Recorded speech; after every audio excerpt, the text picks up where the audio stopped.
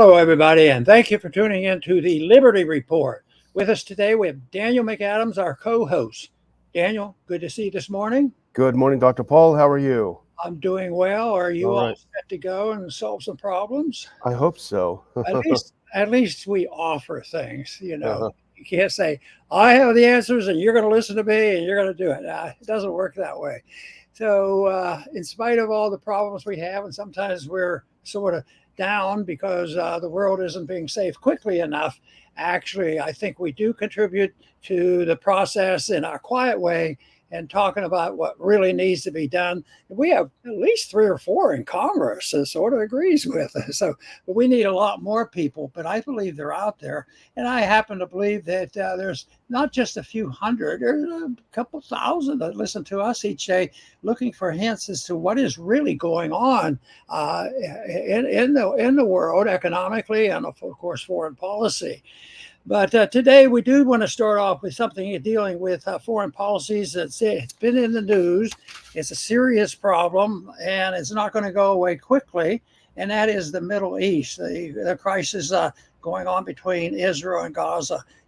This is a real mess. The headline we have here is 600,000 Palestinian kids in Rafah can't evacuate safely, UNICEF official says. So the officials are saying, look at this mess. And but they hardly ever get around to points that we generally try to make on all these issues is how did we get here? Where was the problem? Everybody's talking, what do you do? What do you do? Whose side are you on? Who's going to get the bombs? Who's going to get the money? Where are the troops going to go? And then they argue, what they're going to do and wave this wand and solve all the problems, rather than at least giving a little bit of consideration. How do we get into this mess? We just got over. No, we didn't. We didn't get over, Afghanistan. And we went 20 years there and look at the money spent. And actually, it turns out the money spent is way over any estimate. It's amazing that the system continues. It's amazing that the dollar continues to function. But these events can be rather depressing, and it's very politicized, and even in the Democratic Party, the Democrats on the television now lately have been bragging about, the Democrats, we're always, unified. That's why we do so well, and that's why we're whipping the Republicans. And I would say that that's not necessarily true because they have some sharp disagreements. They're just in a position now when they hook up with some Republicans, they can take over some political power, which is not the answer. It's the answer for about 30 minutes of the day. But eventually, Daniel, I'm convinced they're going to have to come around and discuss in a serious manner the foreign policy. And I know that you can contribute a lot to that debate. Daniel. Well, the situation in Rafah is very serious. It normally had a population of 250,000 people. But because the Palestinians from elsewhere in Gaza were told that they should go to the Rafah area because they'll be safe there, the population has swollen to 1.4 million people. And these people that are there as refugees, they don't have proper housing, they don't have access to water, food, or sanitary facilities. So they really are like fish in a barrel, even without what's happening right now, which is that Israel decided, well, we told you to go there because it's safe, but you know what, we're going to attack you anyway. And so the article that you pointed out was from The Intercept, written by Jeremy Scahill, and it talks about 600,000 children that are seeking shelter there. They're refugees there, and they're not able to leave. And the Israelis are saying, well, we told you guys to leave, and there's nowhere left to go. And so that's a big problem. Israel's taken control of the border crossing there, and they're not letting in any humanitarian supplies as of right now. And it's a big problem. And, I was reading something earlier today, Dr. Paul, that the Israelis in 200 days have dropped 75,000 bombs on Gaza. And that's more than the U.S. dropped on Iraq in 6 years. Gee. So that just tells you the scale of the destruction. So the world is watching what's happening in Rafah, and they've already had about 35,000 people killed, including at least 14,000 children. And it looks like it's about to get much worse. This takeover of Rafa, to me, this looks like it's securing the prison. And I know if you use the word prison, that can get people upset. Oh no, this couldn't possibly be a real prison because these are a lot of bad people and we have to lock them up and this sort of thing. They go back and forth. But I know if I happened to be in that group of people that was told when I was in the northern part of Gaza, go move south. We're going to have a lot of problems up north. Move south. So they moved south, and then that didn't work out. They had to close the Rafah area, and then they say, "Oh, move over, and you got to move in there." And we're going to remove one bridge that was a potential, way of getting to the outside. But I don't know whether that's I'm overstating it, and people will criticize and say, "Oh, that's not a prison. That's not a prison," But I'll tell you what, it's a prison of consequences. And if I had the opportunity to say the one thing who caused all of this, I'd have trouble. I think it's a lot of people involved that believe in political power and are willing to use this power, including our own government, because you can't talk about, the wonderments of Israel without us assuming the responsibility, no matter what their exclamation is that we'll be responsible for all this except for the money, and we have to keep sending them the money. So I would say that it's something that it's very evident that we have the responsibility. I feel more obligation to talking about our nonsense, our foreign policy, than I am to say, well, I know exactly what the Palestinians have done wrong. I know what the Israelis have done wrong, and they need to clean up their act and concentrate on that. It's all right to talk about policy, but I still think that we lack on a self-evaluation, in all our foreign policies effort, especially over the many years. Well, I would argue that it's almost worse than a prison, Dr. Paul, because in prison, as unpleasant as it can be, you generally don't have to worry about bombs falling on you at any time of day or night. So in a way, it's more terrifying than prison. And as far as the cause, I think you could say certainly a big part of the cause, a big part of the blame goes on the U.S. foreign policy, the interventionist foreign policy. The U.S., every bomb that's dropped, every liter of gasoline that's expended in every jet is all American. They're all provided by the United States. If the U.S. didn't have that kind of interventionist foreign policy, Israel would have to find a way to make peace with its neighbors. And people argue, well, his neighbors don't want peace. Well, it's a long story, but the one thing that we do know for sure, without having to try to sort out all the problems there, is that we're a big part of keeping people fighting there, and it's not a healthy thing. I wanted to mention one thing, Dr. Paul, that's interesting that I had been doing a little bit of reading about yesterday, which is that the Israelis have moved to take over the border crossing at Rafah. And people would say, okay, well, we understand that. But what's interesting is that is a violation of the 1979 Camp David Accords. And that was a pretty big deal. That was probably the crowning achievement of President Carter in terms of foreign policy to make peace between Egypt and Israel back in the late 70s. But one big part of that treaty was that neither party to the treaty would move military forces closer to the border without a mutual agreement.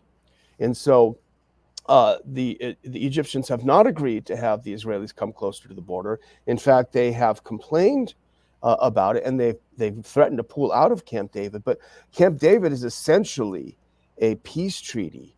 And so therefore, the violation of that treaty by Israel technically could bring Egypt at a state of war with Israel. Now, Egypt is in no shape to go to war with Israel or anywhere else. Their economy is in shambles and their military is in pretty bad shape. Nevertheless, you do see the potential for escalation if Israel continues to violate the Camp David Accords. Right, Camp David was well-meaning, and there was excitement about it. You can't say every single thing that has come out of that has been bad, but I think the breakdown, which is what you're describing, that it's not as secure as it pretended to be. At the time that was being passed, I think it was in the 70s, and I was in Congress, and we talked about it a lot, and I kept saying, how come it's costing us so much money? can you just bribe people to behave themselves? We'll give you so much money and so much money. And the bribery, worked for a long time.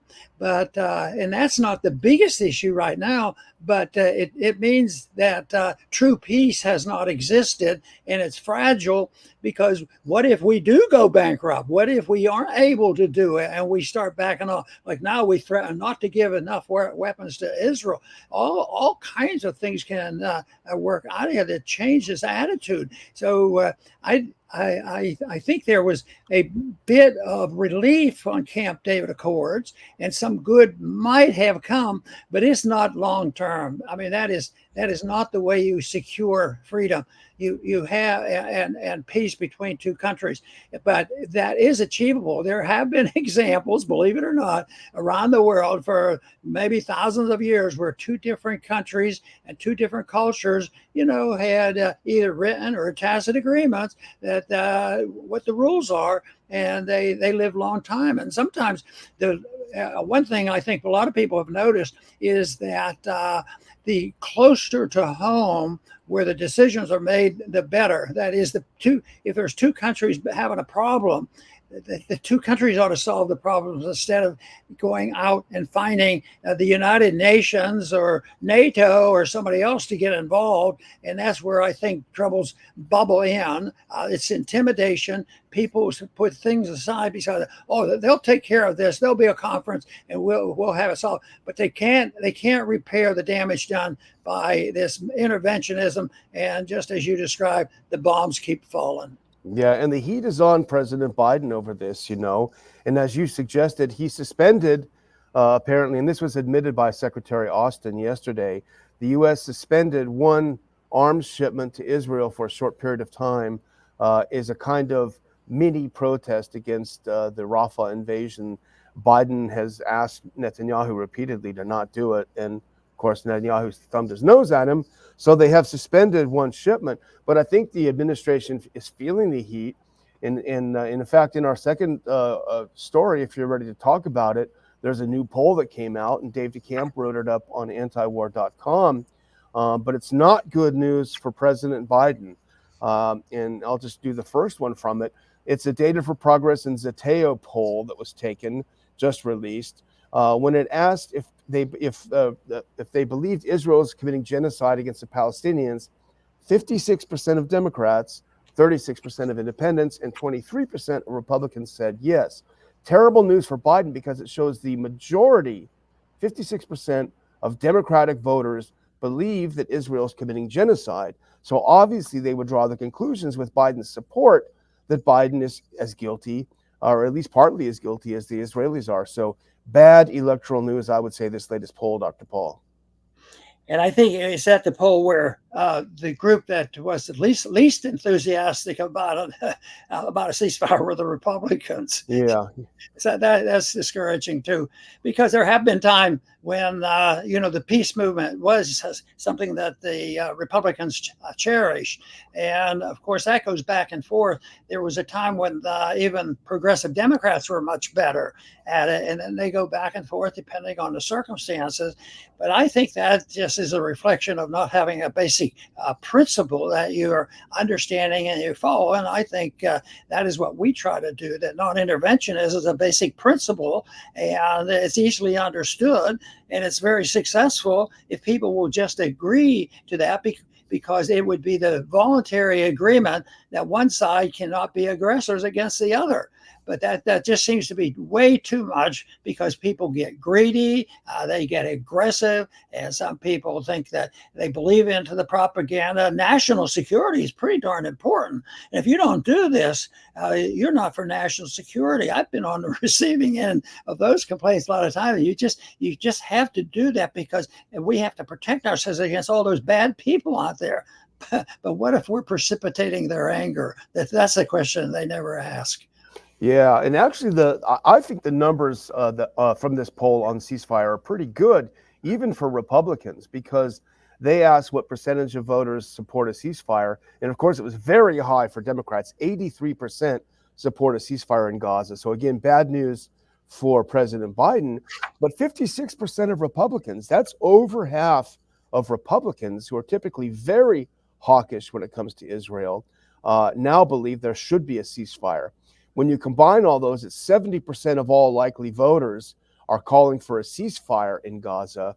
And according to the poll, that is an increase of 3% from a February poll. So 67% of all voters wanted a ceasefire in February, and now that's up to 70. Not a big chunk, but the numbers are certainly moving in the direction of the Americans being tired of seeing what's happening, of seeing this slaughter in real time.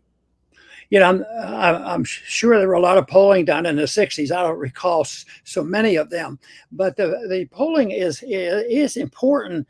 But I think what happens also happened in the 60s is let's say the Republicans who have been very hawkish, or the hawks that were gun ho, as bad as it was getting, over Vietnam, the quieter the hawks became. And I think you didn't hear from them. But the one thing that still annoyed the living daylights out of me is when getting to Washington, dealing with these people. Sometimes they'd even say it on the House floor, but most of the time they whisper, our biggest problem is we just didn't, kill enough Vietnamese. We didn't finish the job. And don't you hear that now about we have to finish the job, on the Palestinians? I mean, there are people that they all have to go. And it's just so discouraging that is the way they look at it. But there is a lot of people now. I think those numbers might even be a little bit better, will get better, but they generally don't want to look badly to those people who are still the hawks out there. But then there's also the group that are hawks and have been frightened into taking that position because they don't want to be unpatriotic. That is also a problem. Yeah, and the third area of this poll that is also very interesting is that the poll found that 55% of Democratic voters, and a majority of Democratic voters, disapprove of the crackdowns on the student protests around the country, the protests against Israel's attacks on Gaza. And if you say that number, well, it doesn't seem super high, but if you think about the propaganda that's out there, maligning a lot of these students, a lot of out and out lies said about the students, about them being violent protests. They're not violent until the cops come. So even this is bad news for Biden, cracking down on the student protests that are just growing across the country. I still argued the case, and I agree with what you say, but I argued the case that part of the problem, yes, of course, we're libertarians and we want people to be able to speak out. But once you get the government involved in ownership, I thought about this many years ago when I thought about government schools in a simple way. What do you do if you have the government schools? Do you have a dress code, or can kids just walk in and be a bunch of bums, and they aren't there rules that they have to follow, and therefore, well, then you're violating their civil liberties. And there is a point where it's virtually impossible to satisfy both sides. The ownership of the facility at the same time. What is the proper activity? How should be people acting? And I think the lack of a concept of private property ownership, because if you think under the circumstances, this is public property, and this is the only way people can, resist and speak out against what the government is doing. But what if you were down to the point where you owned a house, and you had an ability to put out on your internet propaganda that was not benefit people didn't agree with. So they still don't have the right. If it's your house and you're putting out and you're the propaganda and you're saying these things, they don't have the right to come into your house to take it away, and they don't even have the right to get in your yard and destroy your property. So but that's a whole different system compared to what we have, because we have a system where it's known that the government is there to protect everybody. And of course, it ends up eventually that nobody gets protected. And that's why I think we have so many problems, especially you can see that in the Middle East.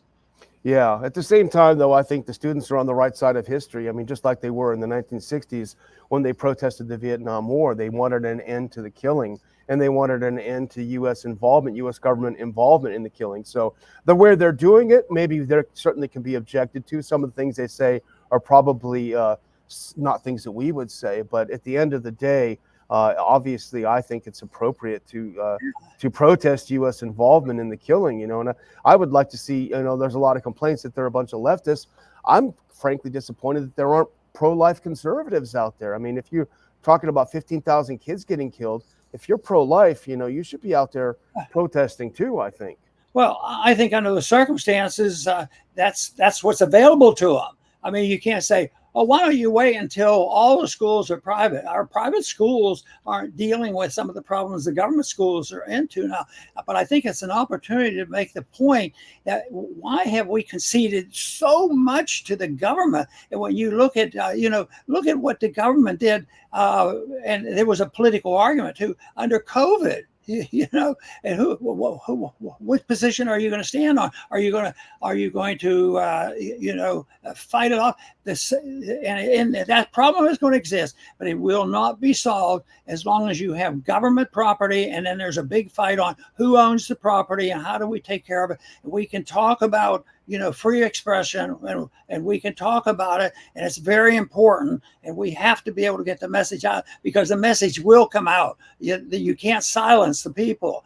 And I'm just thinking about why it's compounded, and it is compounded because government controls everything. A lot of people have made the case, how did some of the difficulties in regulating speech over the radio? Well, it was the Radio Act that meant that people couldn't own it. They didn't have ownership, of radio. Everything was the government. And, there were a lot of people who made a lot of money in politics that were able to get that license for this broadcast. And I think you have to deal with that if you're looking for a better society. Yeah, absolutely. Well, you brought up COVID, and that's a good segue to our next topic that we want to talk about, Dr. Paul, and that's the World Health Organization. They played a very malicious role during COVID. They're a malignant organization. They're a totalitarian organization. And as we saw on an article that was featured on Zero Hedge called RFK Warns, the World Health Organization is on the verge of passing its pandemic treaty. They are not about to back off, Dr. Paul, even though everything they recommended or demanded during COVID was a disaster. They are not dissuaded. They want to pass a new treaty for future pandemics that's going to be an even worse crackdown. And this is an example that makes my point about taking over. This is an example further taking over of the practice of medicine. Instead of honoring and protecting the doctor-patient relationship and getting the government out of making it a political football, this is the kind of thing that you end up with. And right now, you would think with the total failure of the medical advice given by these pro-COVID people in lockdown, you'd think they would back off a little bit, and some have. But just think of the physicians that stood their ground and lost their jobs and all, and there's still a lot of that sentiment. And this is why I really feel badly. RFK probably doesn't have a perfect position on this, and we probably would have some disagreement. But the abuse that he gets because he suggests maybe there's something screwy about inoculations. Maybe the pharmaceutical industry has more power. That's what has to be acknowledged. But instead of arguing the issue, what they have to do is try to destroy the character of RFK, and that's wrong. Yeah, and he's been very good on this, and there are some things that unfortunately have been a disappointment, and the article points out in his presidential campaign some positions, but this is one where he's been very good from the beginning. He's been fighting this WHO treaty, and according to the article that we've read, they keep trying to revise the treaty, and they want to go ahead and try to get it passed, I think, this month. But what they've been previous versions of the treaty, it's enough to make your stomach curdle, because it says they include giving the WHO the power to issue binding directives. What? To disregard considerations for human rights, and to act on the basis of potential health emergency, impose digital vaccine passports, and conduct mass censorship to fight what they deem to be misinformation. This sounds like the stuff they did during COVID, but on steroids. You know, that paragraph that you quote from, that really tells you why we should be awake. We should wake the people up and how terrible it is. But once again, it's the whole principle. They shouldn't be there. Shouldn't be a WHO organization that deals with this. We shouldn't have national health care. Does it help everybody get better health care at the best price? No. It'd be like saying, you know, the best way to distribute cell phones, because everybody should have a cell phone for protection. You know, every kid when he's 6 has to know how to use a cell phone, and some kids can't you know, pay for it. So we have to make cell phones free, and the government will pay for it. So they just get off on tangents on that, whether it's medical care or whatever it is, you know, food. And you think, well, it has a good intention. But what if the good intentions are fake? What if they backfire? What if it's you know, you have to steal in order to try to carry some of these things out? Does it justify stealing and robbery in order to force a system like this? Is it worth eliminating your civil liberties and, you know, telling doctors, well, you can't have a relationship with your patients and making decisions to use ivermectin? That's a crime. Of course, fortunately, some sanity has come to that, but that's what happens, and that sentiment is there. And I think this argument over this treaty, they're getting ready to do this treaty in spite of all the evidence. They're getting ready to pass this treaty and make it all worse. So hopefully we can wake up a few people. Yeah, the only who I support is the one founded by Pete Townsend. But I'm going to close out, Dr. Paul. We're getting down to the bottom of the hour. And I just want to mention something I saw just literally as we were about to click and go live, which is that our good friend and RPI board member, Thomas Massie, representative from Kentucky, he put out a tweet saying that AIPAC has announced a $300,000 ad buy against him in the upcoming elections. And he said it's the day after he voted to remove Speaker Johnson from the chair. And so I think people that support him should know that. Thomas Massie is in no way, shape, or form anti-Israel. His votes are to not send aid there, but his votes are to not send aid anywhere, to any foreign country. So he's not singling out Israel. And his votes on some of the speech censorship bills that have come out have been on the side of the Constitution. So if you support the Constitution and you support a non-interventionist foreign policy that doesn't pick and choose but puts America first, then I just would encourage all of our viewers, Dr. Paul, and I know you agree with me, do what you can to support Thomas Massie. He's a decent man, he's a great man, and he's really one of our few hopes left in the U.S. House.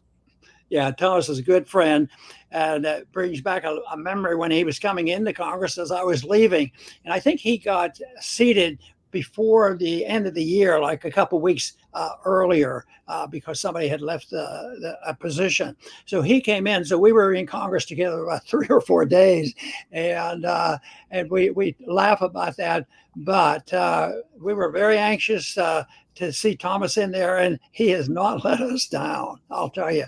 So we need more people like Thomas's in the Congress.